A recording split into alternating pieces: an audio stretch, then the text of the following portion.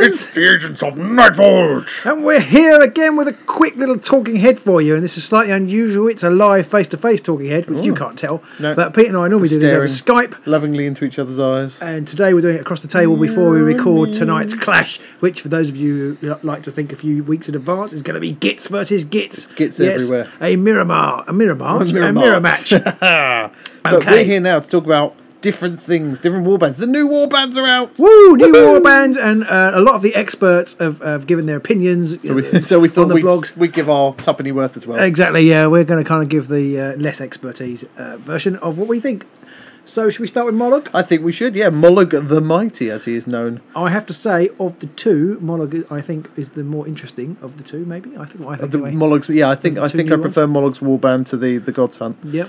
I have to say, and Mollog himself is a beast. A beast, 7 wounds. 7 wounds. 7 wounds, and a sort of 2 hammer, 4 damage attack when inspired. Yes, Absolute and beast. it's range 2 as well, which is really scary. Yes, absolutely, and a whirling club attack to do lots of damage to lots of AO people attack around. to everybody. Yes, which is so he's good against everyone. Stormcast, Nighthaunt, doesn't matter who you are, he's coming after you. Yeah, I'm slightly concerned about his Inspire condition, which is 3 or more wounds tokens on the fighter card, because that it brings him back down into one-shot range of some of the heavier hitters. That's why you want to give him something like sudden growth or something like that. Yeah. So your 3 wounds off is negated to quite an extent. But then he can't move. Well, he moves less. He moves 3 at the minute, so he'll only move 1. Yeah, but yes. But I actually wonder whether I kind of was going to say this at the end. I actually wonder whether an avoidance tactic might be the way to go with playing against these guys. But let's carry on talking about the warband. Yes, and they all inspire when he takes 3 wounds as well, which is quite funky. So a multi-inspire warband. But he also has the other thing where he can make a move,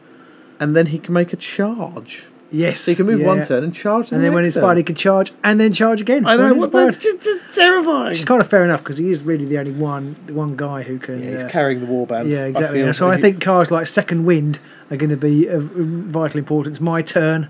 Yeah, things like that. Just think how ripped off you're going to feel when he uses hidden paths to appear behind your line, and you just can't get people away from him fast enough. So he kills somebody, and then next turn he chases somebody else down. You're like, leave us alone. Yeah, ready for action.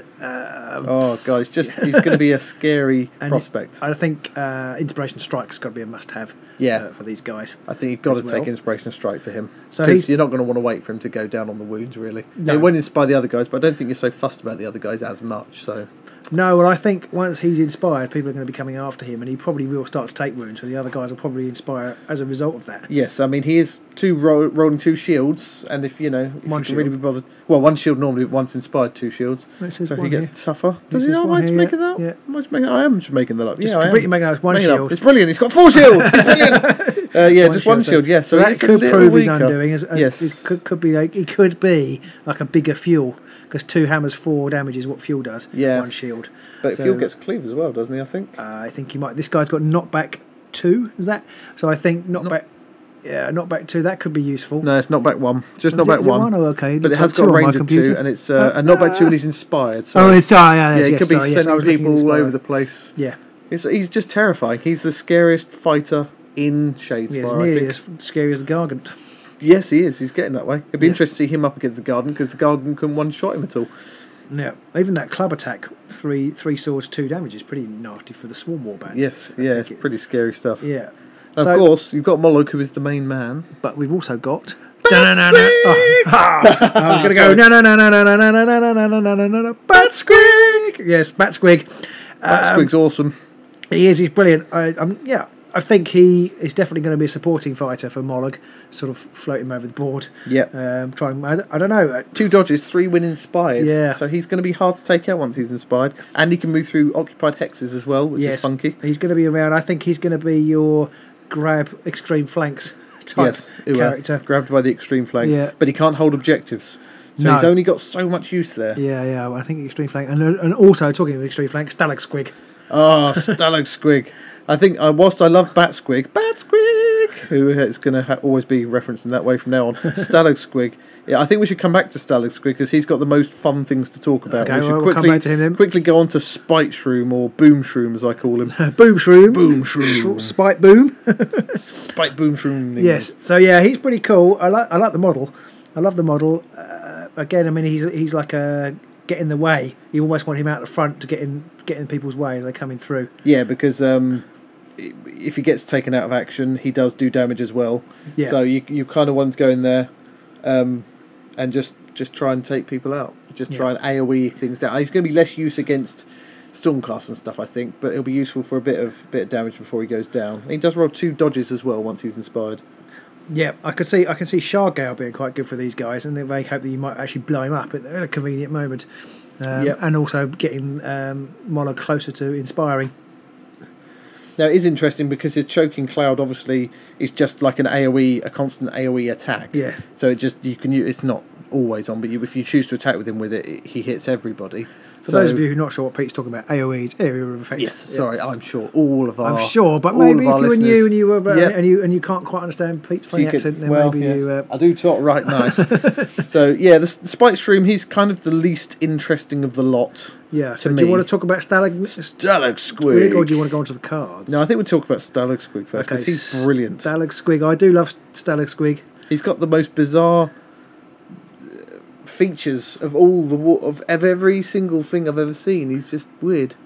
He's just bizarre. He doesn't follow the norm at all. This, Pete. I feel like you need to share. Yeah, so his attack's rubbish. 2 hammer. It's 1 hammer, 1 damage. Yeah. And inspired 2 hammers, 2 damage. So he's pretty solid once he's inspired. Yeah. And he rolls 2 shields as well. But he's got movement of 0. Movement of 0. How's that never work, heard of it. Never heard the like. Yeah.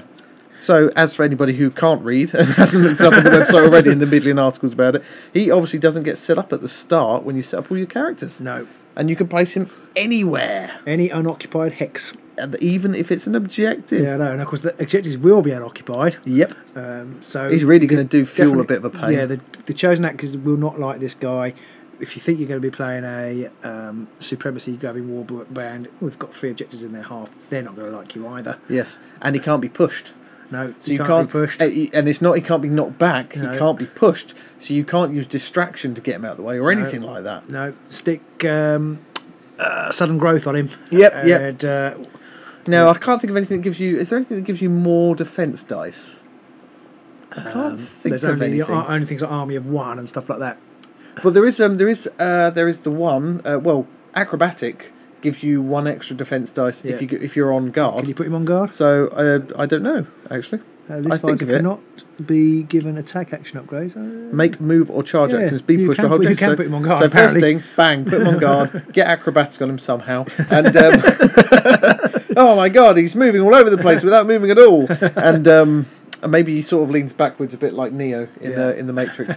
But then you've got 3 shields, 4 damage. Yeah, on an objective. Yeah, and people are just going to get mighty swearily about that. Yeah, I'm not sure. That might be overkill doing all of that just to him. Possibly, but it depends on who you're up against. Because if you've got like a sepulchral guard or somebody who's relying on objectives in their half and they stick one right in the backfield, boom, there's a Stalag Squig on it. Yeah, exactly.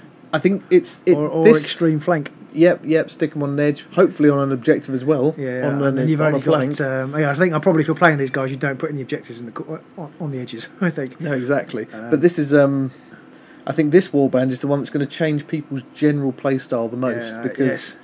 And I assume this just occurred to me. I assume I am, and I don't play the style, so I don't know. But I assume it will be quite detrimental to the turtling type style because if you can put them in the right place, it'll be very hard to get the cohesion that you need to turtle. Yes, and especially with because there are some objectives like the one where you have to be more than 3 hexes away from everyone. You whack him right in the middle of the backfield, and suddenly you can't go anywhere without him being in the way. No. And it'll help you with it's just a lot of objectives and stuff that having him suddenly appear there. And with Mollog running around, you're going to be more. I think he's going to distract people, and you're not going to be paying attention to Stalag Squig until you suddenly realise, I need to try and get one of my petitioners or one of my grots onto that objective, and he's sitting on it, and I can't shift him for love of money. If he gets inspired, he could take out one of your petitioners without too much difficulty. He could, as long as you get too close. I mean, you can counter him by just staying away. But at the same time, if he's in a tactical position, I mean, you could even put him right in the way of, like, if you've got a narrow board with blocked hexes or something. Or lethal hexes and things like that. And suddenly that might bring Sharfall back into play. You can suddenly bottleneck the board. Yep, that could be a real pain in the backside. Yeah. So the cards, there are 3 cards they've showed off. They're not... Well, they're not spectacular, but they're interesting. Yep. Shrouded in Gloom, next attack action with a range of 3 or more, has have a dice characteristic of 1 sword. Yeah, good if you're being shot at. Yeah, but most things roll swords anyway. But I guess most of them roll 2 or 3 dice. Yeah, so I mean, the fast ones roll 3, so you suddenly cut down the possibility of being wounded. It's a little. It makes you a little bit naff. I can't say I'd probably ever take that one. I think though. No, possibly not. And the next one is horrific stench. Sorry. Yeah. Enemy fighters adjacent to this fighter are considered to have one fewer supporting fighters. Again, stops you from ganging up on him. Yep, stopping you picking useful. on Mollog in a group. Yeah, and got them. I love this one. This one's the best one. I think I don't remember reading. So you score this immediately at the beginning of your activation. So at the beginning of score immediately, beginning of activation. If there are 3 or more enemy fighters adjacent to a friendly Mollog. So if people swarm him to try and take him out, suddenly, I've got 2 glory, bang, 2 instant glory, immediately card as well. Yes. Yeah, and you've got 2 glory. You whack some upgrades on him. So that just keep that in your deck. Have they got it? Don't know. And then you can't run in there necessarily. Yeah, you don't want to swarm him unless you think you're going to be able to get him out of the way. Yeah, absolutely. And then there are another 3 as well. There are Hobble. Choose an enemy fighter adjacent to a friendly static squig, and then they place a move token on them. That's pretty big. Yeah, if you can start next to somebody, if you've got that card, put them next to somebody and just play that. Yeah, just go ha ha ha. Yeah.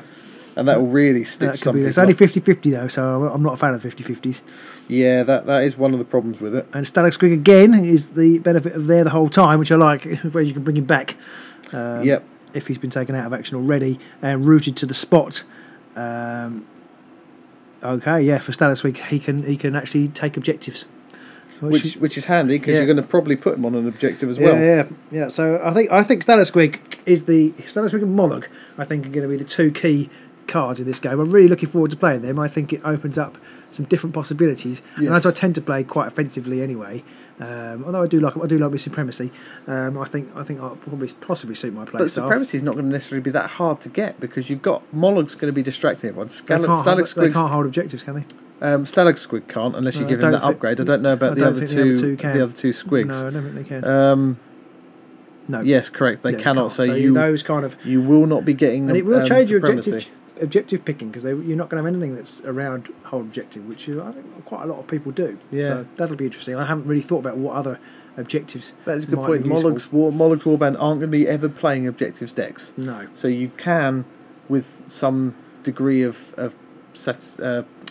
satisfaction, what's the word I'm trying to think? Confidence that you're going to be coming up against an offensive warband. Yes. But obviously, if you're in a tournament, you can't just pick your deck just to take on an offensive Mollog. So people really are going to be thrown for a loop when suddenly they're thinking they're going to come up against Skaven or Spiral Guard. It's really nice. It changes the balance up a little bit, and no magic as well, which is interesting. But it changes up the balance a little bit of the game. Suddenly, this is uber offensive guy. I think that's going to change the way people play the game and the way you're going to have to set up your deck. Yes. Because you're going to have all your. If you're going to a tournament all the time, you're thinking, well, what if I come against a Mollog? Which is obviously going to change what it's you put getting in the increasingly hard to pick a deck that can take on Zarbag's Gits and Mollog. Yeah, exactly. Because I mean, you sort of come up against them with an elite Stormcast group a bit, but even then, nothing's going to come close to Mollog. No. Right, I mean, he's terrifying. We're wobbling on as usual. Shall we move on to the Godsworn hunt quickly, so these people can get back to whatever they were doing before this video came up? They were waiting for us to be here to talk to them. Interesting, these guys. I have to say, I'm not a fan of the models, and I thought, well, that's okay. I'll wait and see what the warband's like, and I have to say, it hasn't particularly inspired me. To use a Warhammer Underworld's word. I agree. I have to say, out of the 2 warbands, they are the least interesting to me. I like some of the models, but I don't like the sculpt on the guy with the axe. I don't know what that headdress is all about. No. I like the javelin thrower and the shooter, actually. Yeah, they're not too bad. I think the others are a bit meh. Yeah.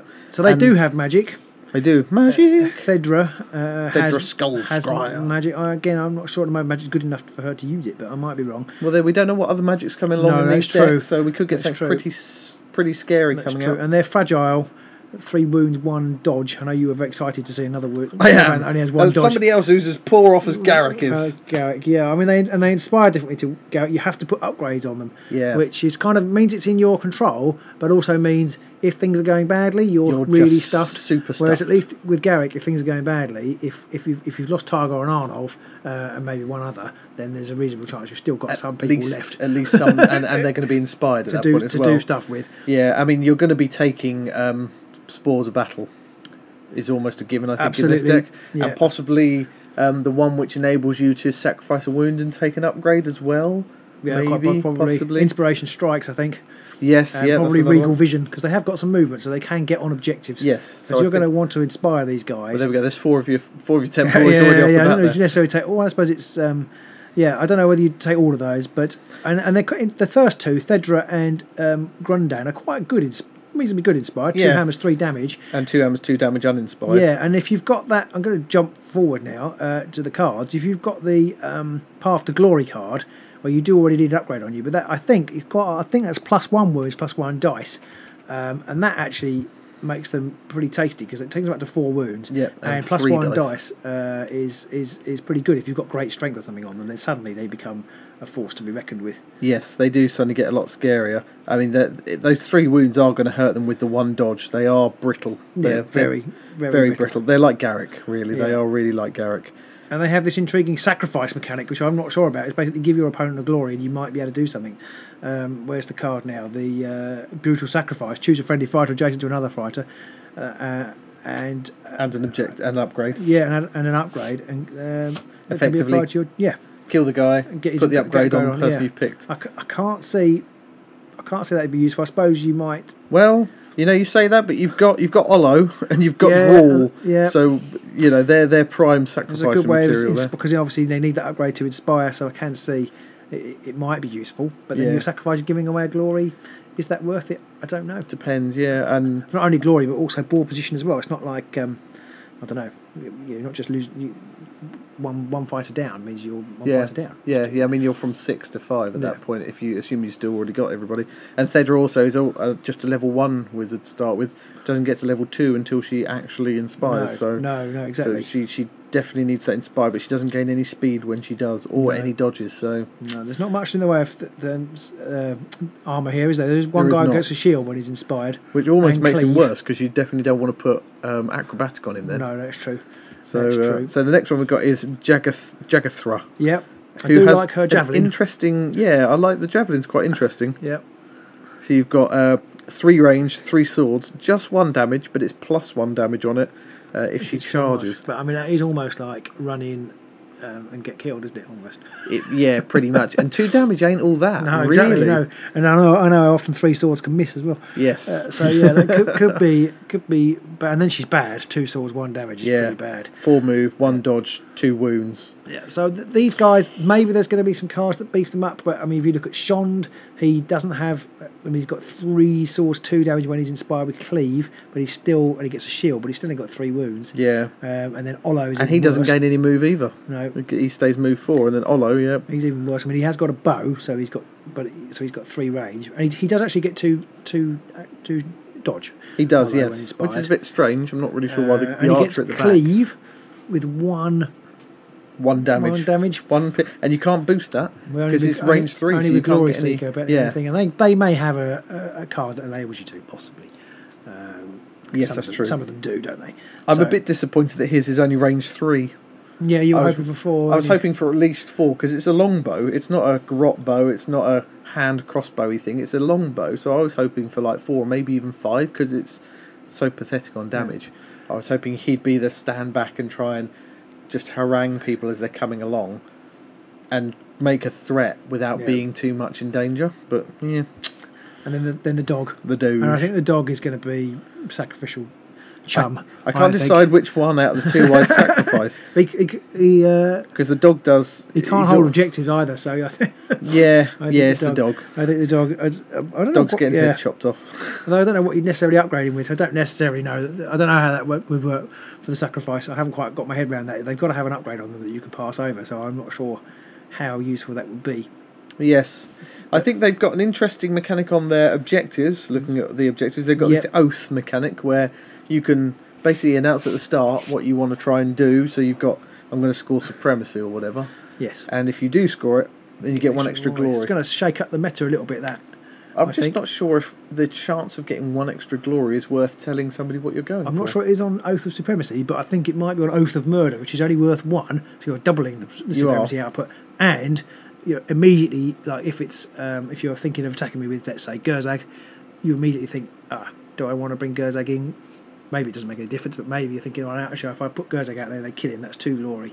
I'm not sure if that would stop you from attacking, but it will just give you something to think about. So it you depends if there are any others. You might also use something like Oath of Murder, because it's annoying that it's not instant score, it's an end phase thing. But you might use you might tell someone you've got Oath of Murder when they've got their leader in the backfield, and that might make them think, oh God, how are you going to... I've got to keep an eye on him now, because you've got hidden paths or something to come and take him out, and you might then distract them from the fact that you do also have supremacy, and they're too busy worrying about one thing, and you go after something else. So there's that possibility there to try and mind tricks them. Even just having an extra supremacy is quite good, because most of the other versions of it are too glory, like Our Only Way Out and whatever. There's a couple of them have got similar ones. And actually, you've got quite a good chance of scoring supremacy with 6 from the beginning. So if if you can draw it out and score it at the start, you've got the movement, you've got you've got the bodies. Because I mean, Garrick's good at doing it. The Skaven are good at doing it. They all only have 5 models, so you have got one more model than them. There is that possibility. And the other ones you've got in here, which is an upgrade, Siege Trophy, which I think seems like the most pointless upgrade in the world. This is a bit like taking the Instant Inspire ploy for Skaven. Because all this does is, it's an upgrade that you can then play another upgrade to that fighter as a reaction that takes an adjacent enemy fighter out of action. So I guess it might... Well, it's basically you can just place it on somebody. So it's almost like Inspiration Strikes, in the sense that that'll inspire them straight away, and then you've got the chance, if other people next to them get taken out, to put more upgrades on them, but I don't know. I'm not sure about it, because you've got to take somebody out. I thought, that's quite nice, because you can play it as a reaction, and actually, but I kind of misread it, and I thought, that's quite nice, you play it as a reaction, and you could just put it on them, and it doesn't do anything, but it inspires them. That's quite nice. But you have to... you have to kill them, and actually the odds of you killing anybody before you're inspired are reasonably slim with this warband, I think. I mean, I don't think you're going to be taking 2 unless you're up against Skaven or Grots or things like that. So. It's only the tough guys, the 2 good guys, I think, who are likely to kill anybody before they're inspired. The others, very unlikely. So I mean, it's funky that it's a free auto-inspire, as long as you've got someone adjacent, somebody else who then gets taken out of action. But you have got to lose a guy to then be able to do that and inspire them. But I guess with Garrick you've got to lose several, because this has a reaction after a friendly fighter take action that takes an adjacent enemy fighter. Oh, sorry, I misread that, but I thought it was when a friendly fighter is taken out of action. No. Okay, it's a little bit better, but you've still got to kill somebody uninspired. No, I can't see that happening. It's and for most of these people, once they get inspired, they're not that great. No. So you really want to be putting upgrades on them that enable you to get extra health or defense and things like that. So. And then there's Brutal Sacrifice, which is kill somebody you're standing next to. That's going to be the dog 9 times out of 10, I think. Yeah, but then you've got to have an upgrade on the dog already. So again, it's almost like you play Siege Trophy on the dog, and then you kill the dog to move to inspire somebody you want to inspire. But I can't quite. But you don't put the upgrade on the dog. No, but you have to. You have to have an upgrade in your hand that can be applied to the fighter you choose. Oh, sorry, I misread that. So you can have great fortitude. And then you kill the dog and put great fortitude. I misread it and said it had to. I thought it was one that. No, it doesn't have to be on the dog. Person, no, sorry. Okay. But so it's okay. It's another auto-inspire one of your guys and give them an upgrade for free. But you do have to kill someone else, and it will be the dog. But at the same time, you're giving your opponent a glory. So what I was saying earlier, we kind of covered that bit of it earlier. Just read it. Yeah, and Path to Glory is obviously the +1 wound and +1 dice to their attacks, which makes the first 2 guys quite impressive. I think that could mix things up a little bit. So I think we're definitely both more interested in playing Mollog than we are playing the Oathsworn. Maybe I'm being a bit harsh on the Oathsworn. And you know what? If every warband that comes out is, oh my god, so much better than the last one, then you're going to get that power creep. So, you don't want that. No. You've got to have some average ones come out, and maybe these are the average ones. And of course, you can't tell. We've only seen 6 of the cards. There could be some other absolute glories. What else they might be able to do and work together. And it takes a little while to get a feel for how they play. I know the Eyes of the Nine have turned into be better at some things than I thought they would be, and worse at others. So, yes, because I think when they first came out, people saw them and thought, "So, God, why would you bother taking them?" But I think they've both got their niches. And the same with Garrick and his boys and some of the other warbands that came out. Well, if you remember back in our first videos, the Stormsire, I said they were terrible, and now they're top tier. So it shows what I know. And in fact, I've proved that, and I've lost with them as well when they are top tier. So I think that just speaks volumes about how frankly awesome I am that I can beat top tier teams. Fair enough. Right, well, I hope you found that useful. So Pete and I have kind of, I don't think we've got anything earth-shattering to what everybody else has, but it's very exciting when new warbands come out. I'm hoping GW will do a little reveal on some of the new cards before they're released. Maybe if we're lucky, they'll update the database so we can see them. The library sometimes gets updated shortly after the pre. You can never tell. So it's rather frustrating. We're like, oh, we want this stuff. Give us the stuff. As soon as we've got these warbands, we will set up as soon as we can and play probably head-to-head, probably a couple of head-to-head. We'll swap over and see how they play. Just try and show off as many of the new cards as possible. So until then, or until our next game, then we'll see you soon. Yeah, and let us know in the comments below anything you can think of with either Mollog or Thedra's people, any upgrades, any nifty little tricks that you think you've spotted, or anything else that you like about them or dislike about them, and let us know which one's your favourite out of the two. I did think of something good, and I meant to say, is that you do the sacrifice one, put an upgrade on them, or the other upgrade, then play ready for action. If you can get your hard hitter in, and play ready for action on them, then that could be brutal. If you get them in the right place. Yes, because you can pretty much, that's a guaranteed ready for action when you want it, as long as you've got the upgrade in your hand. Especially against the weaker warbands if they're swarming you. Could be pretty nice. Could be good. Yeah, or maybe they're not so bad after all. We'll see. So I remember thinking Reavers were terrible, and now I think they're pretty good. I think so too. So we shall see you soon. Bye.